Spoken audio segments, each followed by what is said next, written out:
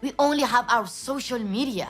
And I had to use every single thing, like my body, my voice, my hair, my social media to fight them back. So that is why I don't think Iranian women or women in the Middle East, women in Afghanistan, as you see right now, can accept everything. I mean, our body became like a political platform for Taliban, Islamic Republic, and ISIS, and they write their own ideology on our body, and we have to carry it every day. We don't accept that. So that is why this is in our nature.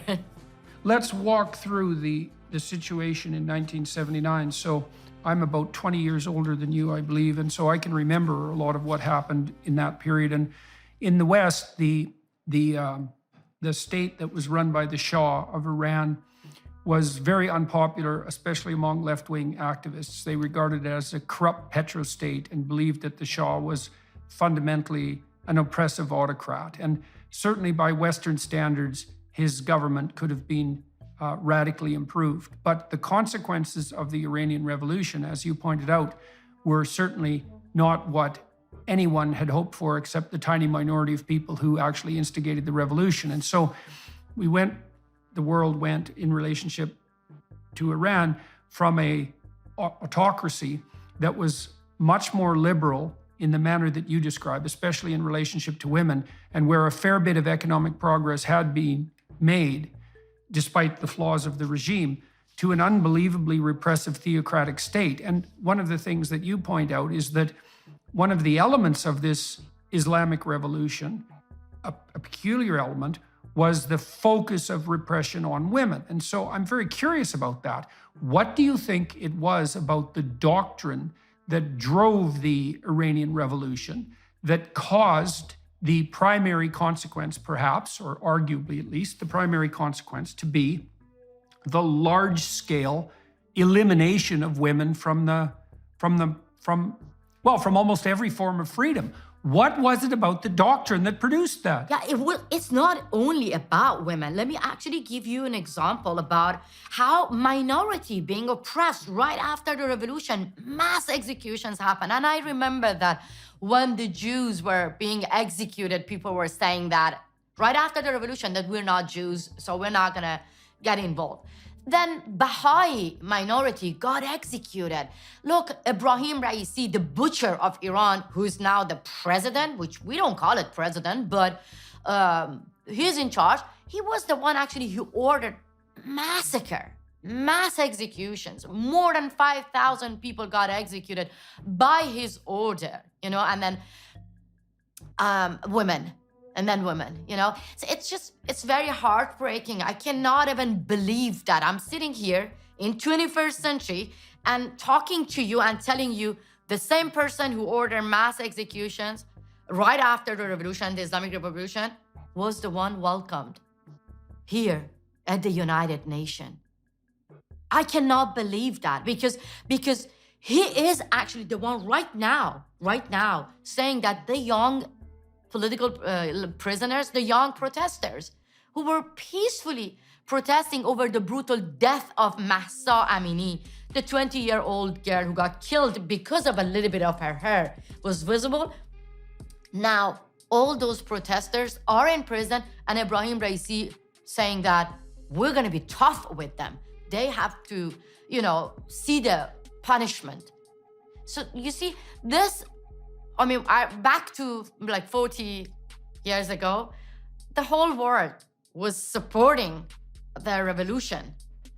They were actually congratulating the Islamic Republic right after the regime was overthrown.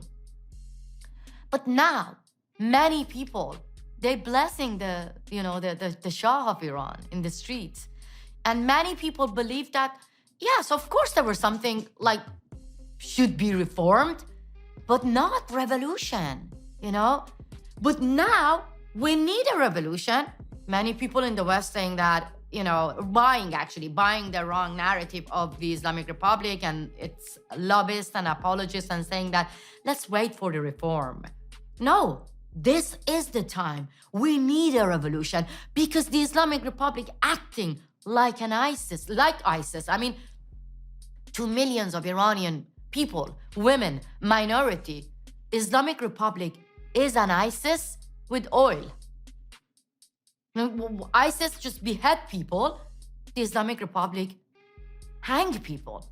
ISIS took hostages. Like, this is what the Islamic Republic did 40 years ago when they took American diplomats hostage. Yes, of course, they released them all, but they still having women like hostage.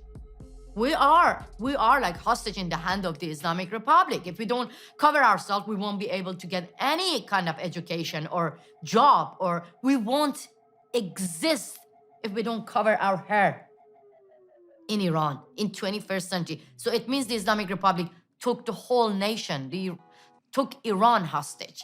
So you see, this is ISIS, and we have to understand that in 21st century, we have to overthrow this regime.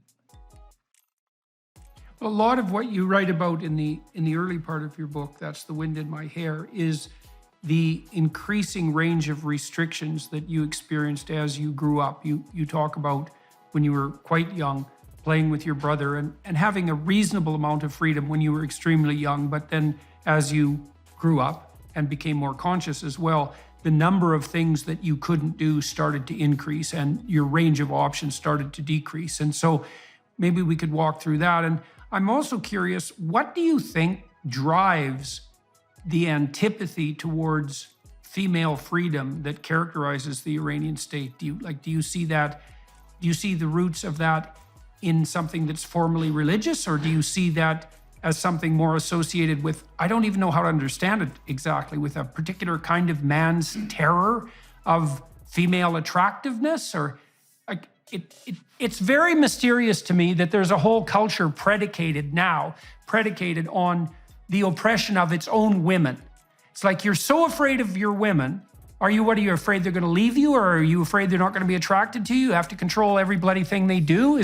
And how did you develop a theory like that? And you said there was some of that in your own family, as your father wasn't exactly an advocate for female freedom. Yeah, it's linked to religion. It is religious dictatorship to me and millions of other people.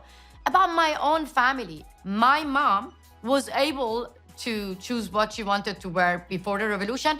And I remember she was wearing colorful dress, colorful scarf. But immediately after the revolution, when you see her picture, you get shocked. I could only see my mom's nose. That's all. I mean, she was all black. So you see, that was the religious government. They took everything away from us, and they made men like the owner